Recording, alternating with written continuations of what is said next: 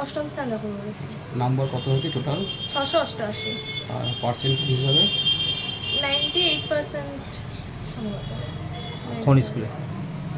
বর্ধমান বিদ্যার্থী ভবন girls high school. কীরকম হয়েছে, কোন কোন সাবজেক্টে কত কী পেয়েছো মনে আছে? হ্যাঁ, বাংলায় 97, ম্যাথে 100, ইংলিশে 95, হিস্ট্রিতে 99, জিওগ্রাফিতে 100, লাইফ সায়েন্সে 99 আর ফিজিক্যাল সায়েন্সে 98। কী বলবে তোমার এই সাফল্যতে, কী বলবে? অবশ্যই খুবই খুশি। আমার সাফল্য পেছনে সবচেয়ে বড় অবদান আমার মায়ের, খুব অনেক সাহায্য করেছেন। এরপরে তো ফলাফলের কি প্রত্যাশা করেছিলে?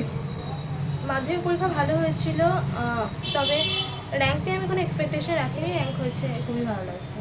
টেস্টে কীরকম নম্বর ছিল? টেস্টেও ভালোই ছিল নম্বর।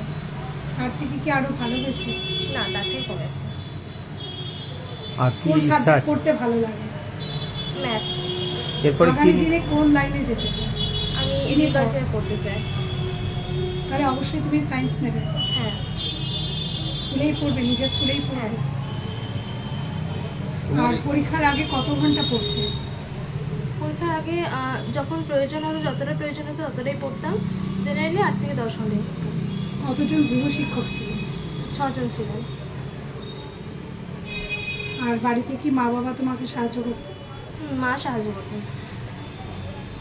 আচ্ছা বাবলি, তোমার ফ্যামিলি বাবা কি করেন? বিজনেস করেন। কিসের বিজনেস? টেলারিং। টেলারিং। আর মা কী করে? হাউসওয়াইফ। ঠিক আছে। তোমার যে বাবা মায়ের যে অবদান রয়েছে বললে, তারপর স্কুলের যে শিক্ষিকা, তাদের অবদান কীরকম, কতটা কী করবে?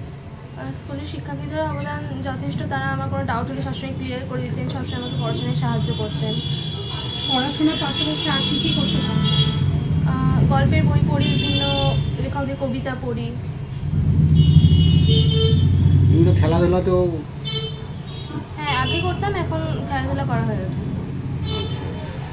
আগামী যারা মাধ্যমিক পরীক্ষা দিতে চলেছে, দেবে, তাদের কি বলবে, কতক্ষণ পড়া উচিত, কীভাবে পড়া উচিত? বলবো বেশি টেনশন না করতে, এবং যদি রেগুলার ওয়েতে টেক্সট বুক খুঁটিয়ে পড়া যায় তাহলে একটি ভালো ফল পাওয়া যায়।